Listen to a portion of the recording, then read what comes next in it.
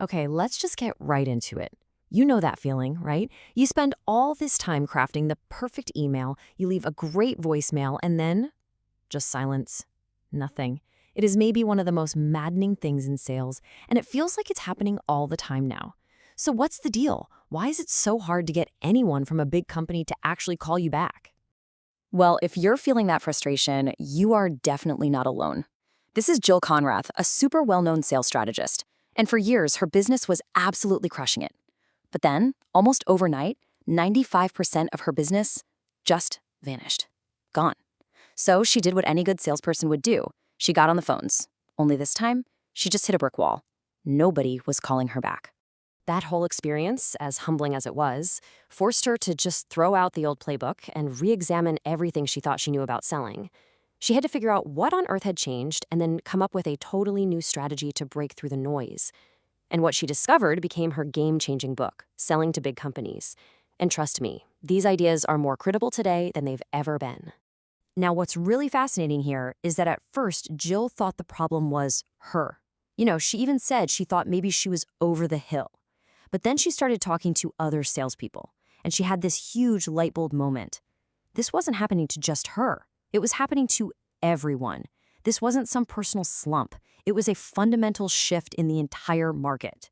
She realized that sellers weren't just having a tough quarter. No, they were sailing head-on into what she calls a perfect storm. It was this convergence of a bunch of different, powerful market forces that all came together at once to make the traditional way of selling, well, pretty much obsolete. The game had completely changed. And that leads us to the million-dollar question. I'm sure you've asked yourself this 1,000 times. Why is it suddenly so impossible to get a decision-maker's attention?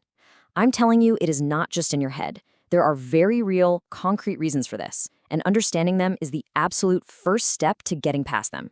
So Conrath points to 4 major headwinds that created the storm. First up, constant restructuring. Think about it. Big companies are always in chaos, which means you have this stressed out, overworked workforce that is totally allergic to any more change. Second, tech barriers. Caller ID, voicemail, email filters, decision makers basically have a digital moat around their castle now. Third, you've got fierce competition. Any cool, unique thing you do can get copied and turned into a commodity like tomorrow. And finally, there's just marketing bombardment. Buyers are hit with so many messages all day long that their brains are literally trained to ignore anything that smells even a little bit like a sales pitch. Okay, so those are all the external forces working against you. But here's the tough pill to swallow. That storm outside, it's only half the problem. The other half is us. It's the mistakes we make ourselves. Conrad argues that most salespeople, without even meaning to, fall right into this trap of sounding completely self-serving. Just look at this slide. This shows the giant canyon between what we think we're saying and what they're actually hearing. We say something like, we're a leading design firm, and all they hear is, ugh, another sales call. We say state-of-the-art services, and they're thinking, I do not have time for this. Every time we use these buzzwords, we think we're sounding impressive, but we're really just giving them a reason to tune out and hit delete. Okay, listen to this voicemail example from the book. It's a little painful, but it's so important. Mr. Hope. This is Jane Manthe. I'm with Generic Strategies, a leading design services firm. We pride ourselves on offering one-stop shopping. Oof, right? It's all about I, we, and us. There is absolutely zero in there that connects to Mr. Hope's world, his problems, or his goals. That right there is the self-serving trap in action. So if the old way of doing things is officially broken, what's the fix? Well, the answer isn't just to make more calls or to talk even faster. The solution requires a deep, fundamental shift in your entire approach to selling. Conrath calls this the new sales paradigm. And here it is, the core idea. You have to stop selling what you do. Instead, you have to sell the tangible, measurable business results your clients get because of what you do. It's a huge shift from your process to their outcomes.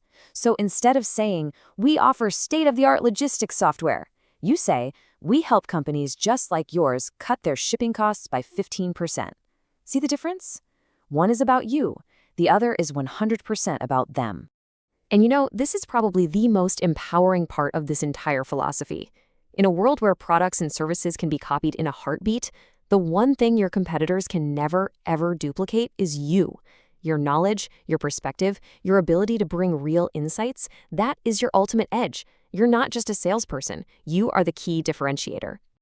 Okay, so that all sounds great in the theory, right? But how do you actually put it into action? How do you make this real?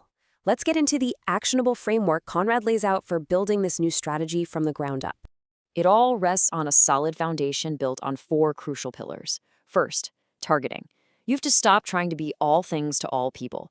Focus like a laser only on the companies where you know you can make a real, measurable difference. Second, your value proposition. You have got to get this right. It means being able to clearly state the concrete business results you can deliver. Third, research. Do your homework. You can't possibly bring value if you don't understand their business and their challenges. And fourth, leverage. Use your entire network to build genuine relationships, not just to collect cold contacts. So, as we wrap this up, I really want to leave you with one powerful question to think about. Take a good hard look at your own approach and ask yourself this. Are you selling what you do, or are you selling what your customer can achieve? Because in today's crazy market, the answer to that one question makes all the difference. It's the difference between hearing crickets and getting the deal.